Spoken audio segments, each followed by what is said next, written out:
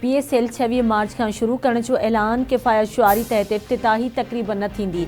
शौक़ीननि लाइ स्टेडियम जा दरवाज़ा बंदि। तवानाई बहरान सबबि स्टेडियम में शौक़ीननि खे इजाज़त न ॾींदासीं। PCB चेयरमैन मोहसिन नक़वी जी लाहौर में प्रेस कॉन्फ्रेंस।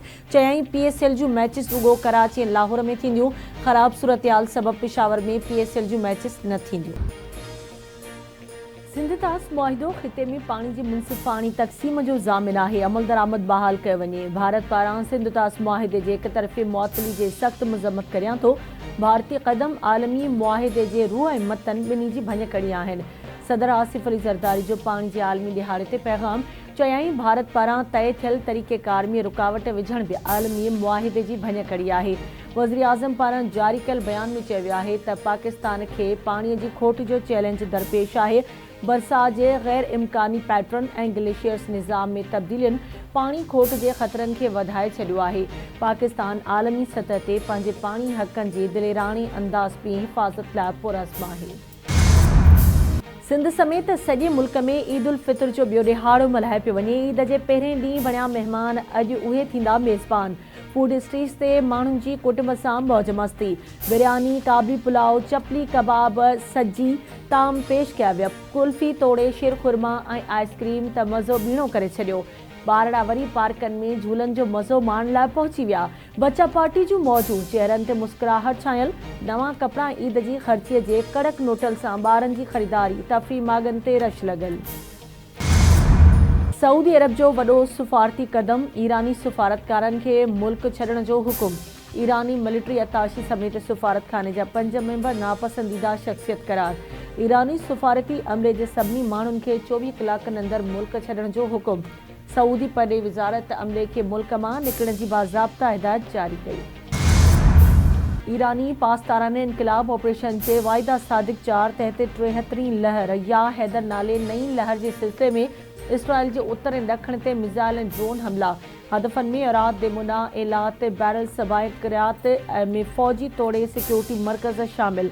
इसराइली दिफ़ाई निज़ाम जे करण खां पोइ अल सालिम, मनहाद ऐं अल ज़फ़रा अमरीकी फ़ौजी अॾनि ते पिणु हमला कया विया। इसराइल ते हमलनि में 200 खां मथे माण्हू मारिजी विया ऐं ज़ख़्मी थिया। ईरानी पासदाराने इनक़लाब मूजिबि हमलनि जो मक़सदु फ़ौजी मर्कज़नि ते दुरुस्त निशानो लॻाइण ऐं दॿाउ विझणु आहे। इसराइली मीडिया मूजिबि ईरान जा इसराइली शहर राति ते हमला। 6 इसराइली मारिजी विया, 100 खां मथे ज़ख़्मी थिया आहिनि। मिज़ाइल हमले में घटि 20 इमारतुनि खे निशानो बणायो वियो। ईरान सामुंडी लिंग हुरमज़ न खोलियो त उन जा बिजली घर तबाह कंदासीं। अमरीकी सदर जो ईरान खे सामुंडी लिंग हुरमज़ खोलण लाइ 48 कलाकनि जो अल्टीमेटम। अमरीका ईरान खे नक्शे तां ख़तमु करे छॾियो आहे। अमरीकी सदर डोनाल्ड ट्रम्प जो चवणु आहे त ईरान जी क़यादत ख़तमु थी वई।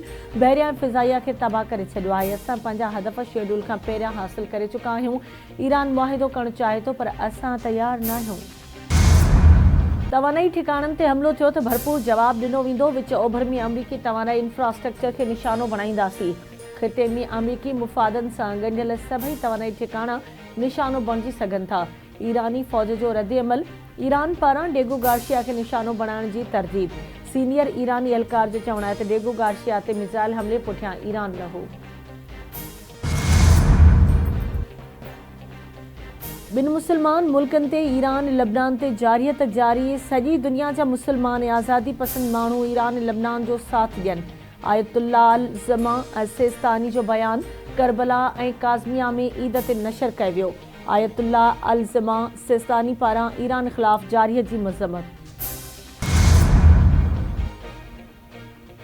ईरान ऐं उन जे इतिहादी ग्रुपनि जे बिना जवाज़ हमलनि जी मज़म्मत करियूं था। G7 मुल्कनि पारां ईरान खां हमला फ़ौरी ऐं गैर मशरूत तौर रोकण जो मुतालबो। इलाइक़ई भाईवारनि जी हिमायत जो ऐलान करियूं था। G7 जी पधिराई मूजिबि शहरनि ऐं तवानाई इंफ्रास्ट्रक्चर ते हमला इंतिहाई गैर ज़िमेवाराना आहिनि। कराची जे 3 हटी वारे इलाइक़े नफ़ीसाबाद में घर जी 3 माड़ ते गैस लीकेज सबबि धमाको। धमाके में घर जी भित किरी पई। केतिराई माण्हू ज़ख़्मी। पुलिस रेस्क्यू टीमूं वाक़े वारे हंधि पहुची वयूं। इमदादी कार्रवायूं जारी।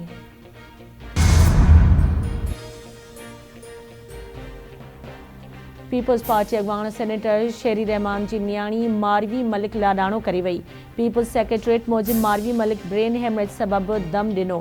सदर आसिफ अली ज़रदारी, पीपी चेयरमैन बिलावल भुट्टो ज़रदारी, सिंध जे वॾे वज़ीर सैयद मुराद अली शाह, सीनियर वज़ीर शहजिल इनाम मेमण, केपी गवर्नर फैसल करीम कुंडी ऐं ॿियनि पारां ॾुख जो इज़हार।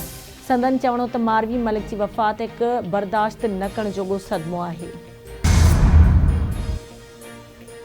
सेवण जे लालबाग वटि अड़ियल वाह में ॿुॾी वियल नींगर जो लाश हथ न अची सघियो। केयर कॉलोनी वासी 8 वरियनि जे असनेन राहिजो जे 24 कलाकनि खां ॻोल्हा।